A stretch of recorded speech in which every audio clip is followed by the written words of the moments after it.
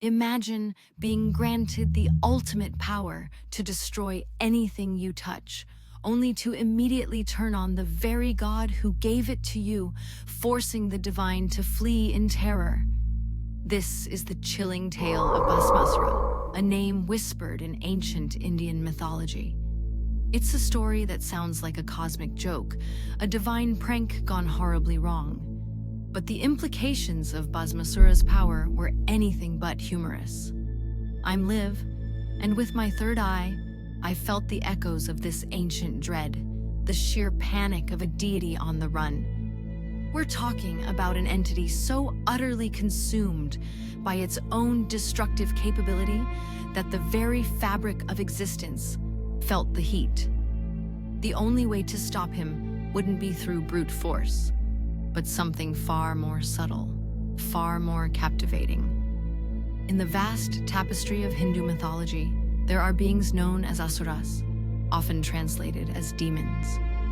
Bhasmasura was one such figure. He wasn't born with this power, he earned it through an act of extreme devotion. He performed intense penance, called tapasya, dedicated to Lord Shiva, the destroyer, one of the principal deities. This wasn't a casual prayer. This was a grueling, self-mortifying ordeal designed to impress the gods and gain a boon. And impress Shiva he did. Shiva, pleased by Bhasmasura's unwavering dedication, appeared before him. "Ask for anything," Shiva declared. Now here's where Bhasmasura's lack of wisdom, his fundamental flaw, comes into play.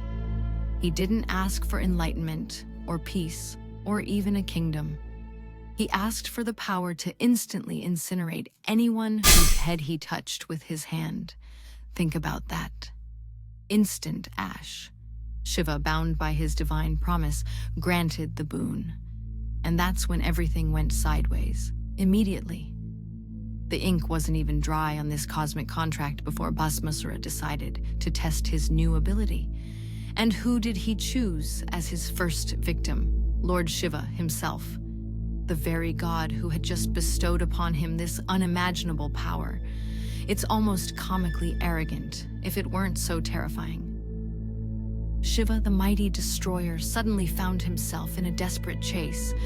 Bhasmasura, brimming with his new, unchecked power, pursued him relentlessly.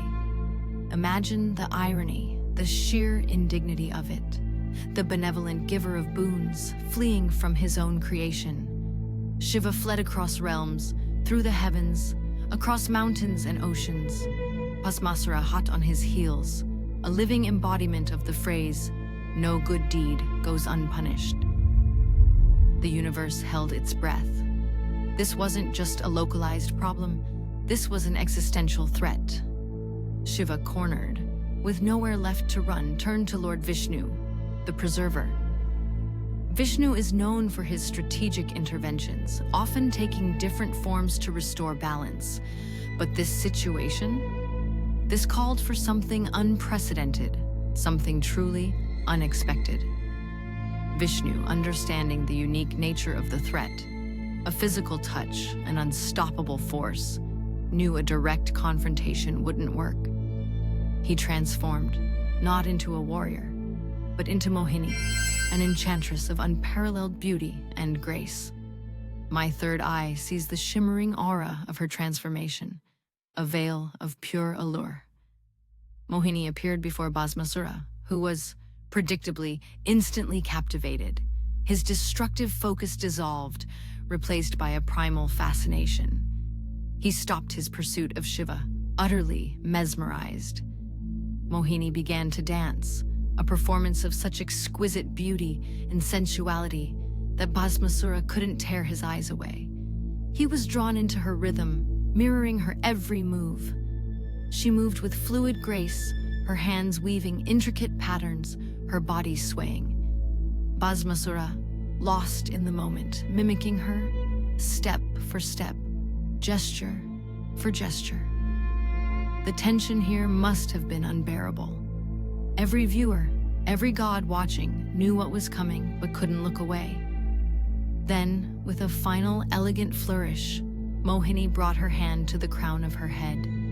Bhasmasura, completely spellbound, without a thought, without a shred of wisdom, imitated her. His own hand, endowed with the power to destroy, touched his own head, and in that instant, his body erupted. Not a scream, not a struggle, just a blinding flash, and then a pillar of ash. Gone, consumed by the very power he so foolishly wielded. The relief must have been immense, a collective exhale from the cosmos. The immediate threat was neutralized, balance restored. It's a stark reminder that even divine blessings can become curses in the wrong hands, or rather, on the wrong head. Bhasmasura's story isn't just about a demon and a boon. It's a cautionary tale about arrogance, about unchecked power, and the profound lack of wisdom that often accompanies it. Vishnu's intervention as Mohini is a classic example of divine protection through cleverness, not brute force. It highlights how intelligence and strategy can overcome seemingly invincible destructive power. Interestingly, the Bhasmasura type pose, where a dancer places their hand on their head, is still found in traditional Indian dance forms today, a direct cultural echo of this ancient myth. It's a way this powerful story continues to resonate, reminding us of consequences. So what does this tell us about the nature of power, divine boons, and our own flaws?